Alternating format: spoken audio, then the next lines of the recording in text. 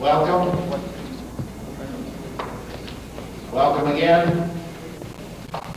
We're delighted to have you join us to hear Rabbi Berel Wein, founder and dean of Yeshiva Shari Torah.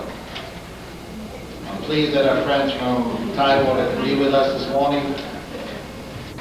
I'd like to recognize Rabbi Deere of the Tidewater Day School, the Richmond rabbis, Rabbi Schwartz, Rabbi Berel, and all of the friends and associates of Rabbi Wein who have studied under him in prior years. When I say we are delighted, by we, I mean the Richmond Jewish High School Committee, a group dedicated to the establishment of quality Jewish education on a high school level. The existence of such a school benefits not only parents and children interested in extensive Jewish education, but it benefits the entire community through the retention of and the attraction of Jewish families dedicated not only to the improvement of Yiddishkeit, but to the improvement of the entire community. Let me assure you, you are not here to be solicited. You are here to listen to one of America's foremost historians and scholars. At this point, I would like to also recognize Henrico County delegate to the House of the Virginia Legislature, Mr. Eric Kent. Thank you for being with us. You got in just in time to get under the wire. To introduce Rabbi Wein, it is my pleasure to present Rabbi Lawrence Glestein. Rabbi Glestein is a graduate of Shari Torah, where he studied under Rabbi Wein and where he received smicha, his ordination. He has served at the University of Maryland Hillel Foundation. He currently serves as rabbi at Beth Shalom Home of Central Virginia and as NCSY director here in Richmond. Rabbi Glestein.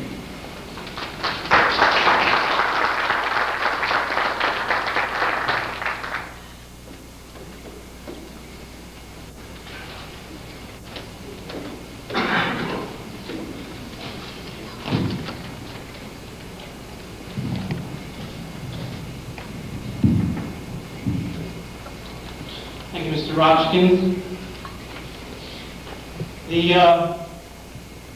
For those of us who have been fortunate enough to be in yeshiva, studied in yeshiva, it always seems that once you leave the very secure and stable place that it is, you then start to really appreciate the time spent there. While you're in it, you try to make the most, and you hope that God does the rest. We've all met people throughout our lives, professionally and personally, who never quite, with all the words and the bios and the building, they never quite live up to the promises or the way that they've been introduced. Especially in this time, every 4 years, we hear a lot of different things. It takes a very rare individual whose actions, whose efforts actually surpass anything that could possibly be written about him or said about him. By Berel Wein, Rosh Yeshiva, our guest today here in Richmond, is one of those people. His actions, the seeds that he has planted through the years, through his dedication to the Jewish people, long surpass. I was just reading about some of these things I didn't even know in the program. But what I do know, and are a living example, the kind of person that he is, through always giving, through his communal work, his worldwide travels, always giving to others. And there's a passage in the Talmud that I'm reminded of this afternoon. It's a Gemara in incident, told, of course I first heard it in Shari Torah, told a rabbi, a sage named Rabbi Yochanan. He was traveling, he lived in the northern part of Eretz Yisrael. And he was traveling by foot. For whatever reason, he couldn't afford transportation. He didn't want to drive, he didn't want to go on a horse and buggy. So his students were walking from Tzfas in the upper part of Israel to the lower section. And as they would pass different places, they would pass an orchard. And Rabbi Yochanan was moved to say, you know, by the way, I once owned that orchard. But I gave it up, I sold it. Fellows in the yeshiva had to be supplied with what they need, their resources. And then they would pass another place, a grove, a piece of land, and he would say the same thing. I used to, that was once mine. Give it up. For what's truly important, priorities. And his students, almost in tears, commented, look what now what you could have had. This was a man who obviously had some wealth. He had properties. He had land. He had stocks. He had bonds. He had CDs. He had a whole nice portfolio. And he gave it all up for yeshiva because that was his choice. It was a priority. I feel like when Rabbi Wein travels around and he sees in different communities living examples that must be in some way a payback to him for entering what is at times, he knows better than any of us, a thankless, unselfless job, quote unquote. Rabbi Wein was, many years back, a successful attorney, owned practice back in Chicago. He gave it up to start a yeshiva so that fellows could come and train and learn how to serve the Jewish people. Several years ago, when I was looking for a small yeshiva, for the kind of place that the emphasis was on each fellow and each student, Rabbi Wein accepted me in with open arms. He already had. It was the middle of the year was going. He accepted me in without didn't have a lot of funds to pay. And for that alone, I owe him a great debt of gratitude, not to mention a great sum of money. But not only does he watch a person grow, but he offers whatever he has. I needed a chavrusa learning partner. The fellows were all booked. Everyone was taken. We learned in pairs. His father, should live and be well, Rabbi Zev Wein, who had just retired himself, many years of being the rabbi in Chicago, had just moved into Muncie. Certainly had plenty of things to fill his day, retirement.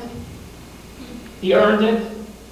And what began as a very strange and almost seemingly unfit learning partners blossomed into a very beautiful and strong, and to this day, very inspirational relationship. And from him and his father, he's given smicha, and I'm forever indebted. And by Wein is responsible solely through not only his talent to relate to every person his own gems of wisdom, but for creating from coast to coast, really countless communities where he has been asked to come down.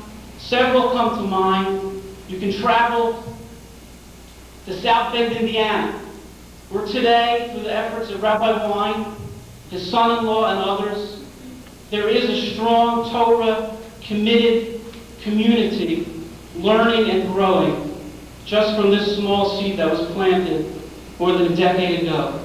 South Bend, Indiana.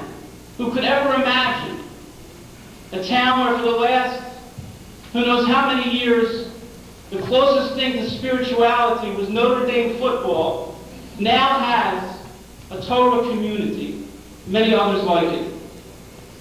And by Wein's intimate involvement with many other institutions, great import, a founding director and still consultant, the Bas Torah Academy for Girls in Muncie, the Biker Cholim, with the Teacher Training Institute in Brooklyn, which trains rabbis and educators throughout the world, right there in New York. He has taken his interest and his sense of giving and translated it into a world, a new part of Jewish history. Just to give you, in closing, a brief insight, Shaarei Torah, which stands today as one of the great yeshivas for sharpening the skills and for catering to every single person, begins each day with Rabbi Wein speaking for a few minutes to the fellows, Musar and self-improvement, on giving of himself, his very essence, in teaching and relating to the fellows what it means and appreciation and love in Judaism. And each day ends, again giving. The boys, the older fellows, the Beis Medrash program, learning and helping out the fellows in the high school. So as we begin today, perhaps with a bit of irony, in a hall with so much, in a place where so much history has taken place, to have a great historian here today, a great man in Rosh Yeshiva and Rabbi, to begin a new chapter in strengthening Richmond Jewry. We hope to gain that inspiration that will enable a very dedicated group of people with vision to move on, to not only create, not only observe, not only write about history, as Rabbi Wein does, but to make history as he does every day, and as I hope we are able to as well. Thank you.